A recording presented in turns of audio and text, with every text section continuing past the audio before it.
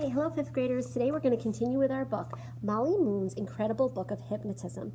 Yesterday we read chapter 1 and we realized that Molly has a pretty rough life at the Hardwick House orphanage. So today we're going to find out a little bit more about Molly. Chapter 2. Sometimes when bad luck comes your way, you think it will never end. Molly Moon often felt this way about her luck, which wasn't surprising since she was so often in trouble. If only she'd known that her luck was about to change, she might have enjoyed the following day, for by the end of it, all sorts of wonderful things were going to happen to her. But that morning, from the moment she opened her eyes, Molly's day started to go wrong. First, she was woken with a shock by a bell ringing loudly in her ear. Big-boned Hazel, Miss Adderstone's pet, liked to wake Molly up as violently as possible. "It's the cross-country races at school today, Bog Eyes, and that 50-word spelling test," she announced, scraping her black hair back with her hairband. She walked away, swinging her bell happily, delighted to have ruined Molly's morning. Rocky hadn't remembered the test either. He and Molly tried to catch up over breakfast, only to have their books confiscated by Miss Adderstone. Then Miss Adderstone took great delight in watching Molly clean the toilet with her toothbrush. By 8:30, Molly was feeling sick. The morning didn't improve on the way to school. On the road, one of the village boys threw a water bomb at Hazel. When she ducked, the water bomb hit Molly, exploding on impact and soaking her. As a result, Molly and Rocky missed assembly because they were trying to dry Molly's sweater and shirt on the radiator in the girls' locker room. They were also late for their first class. "Late!" Mrs. Toadley, their teacher, shouted as they entered the classroom. She pushed them to 2 worm-eaten desks in the front row. "And you missed assembly. I shall give you punishments later." "Ah-to-shoo!" Miss Toadley had a small sneezing fit, which was what always happened when she got worked up. Molly sighed. More punishments. Molly hated Mrs. Toadley, and she was glad that she looked so repulsive, blubbery-faced and half-bald, with a belly like a water-filled rubber bag.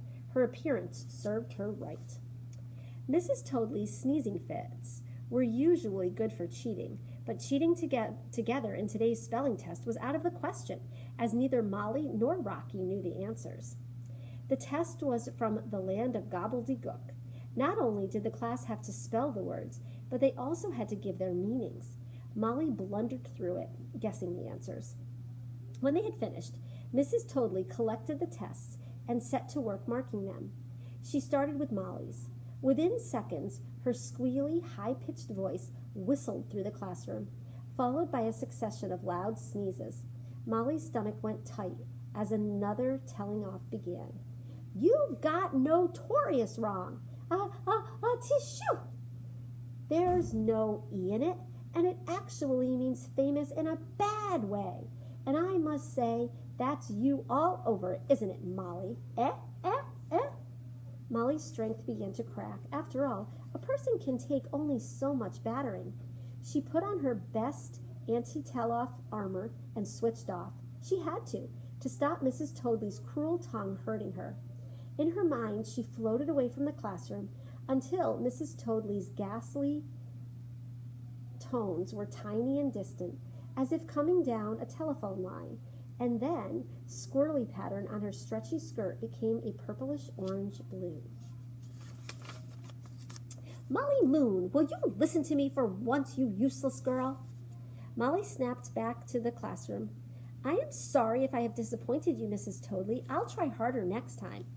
Mrs. Toadley snorted and sneezed and sat down. Molly gave the morning 10 out of 10 for dreadfulness, and in the afternoon something much worse happened. After lunch, Molly's class changed for the cross-country race. Molly couldn't find one of her sneakers, and she and Rocky had to look all over for it. Droplets of rain ran down the locker room window as they searched. By the time they'd found it, the others were a long way ahead, and it was pouring rain. Rocky wanted to catch up, but the slippery ground made progress difficult. After running through the sludgy woods, Molly needed a break, so they sat down on a bench under a tree for a little rest. Their sneakers were sodden and their legs were cold and wet. "Come on," Rocky said. "Let's start again.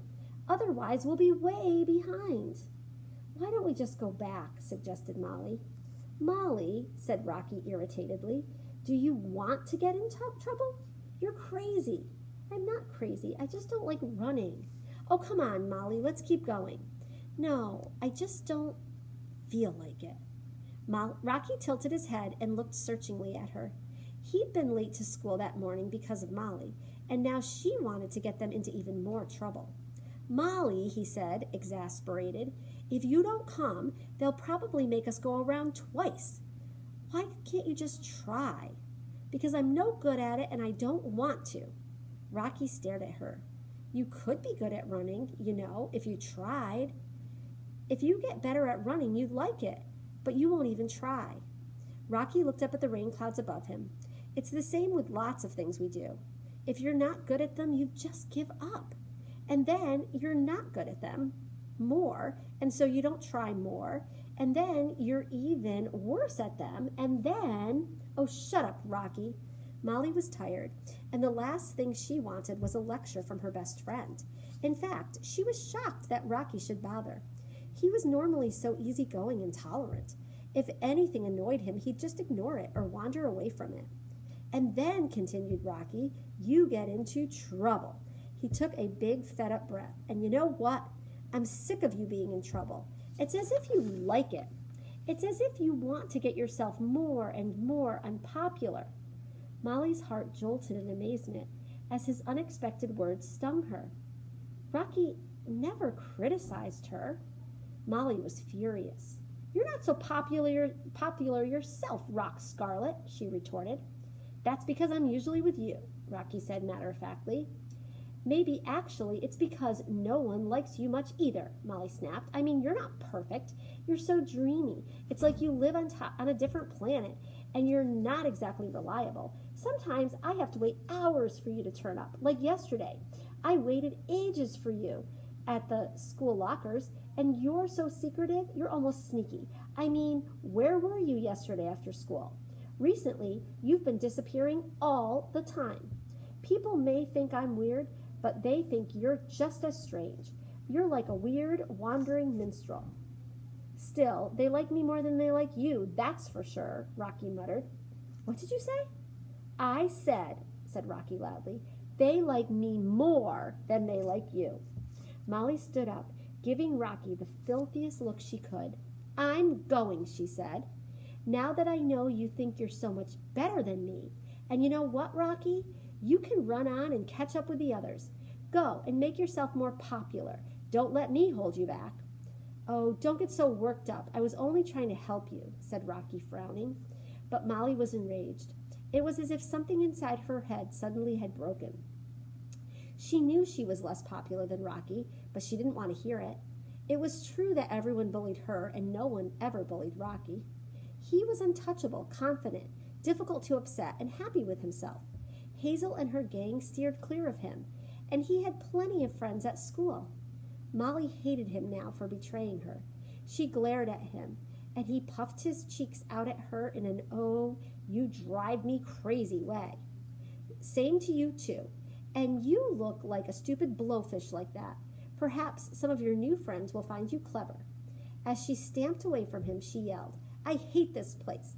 In fact, I can't think of a worse place to be in the world. My life is just horrible." And that's where we'll end.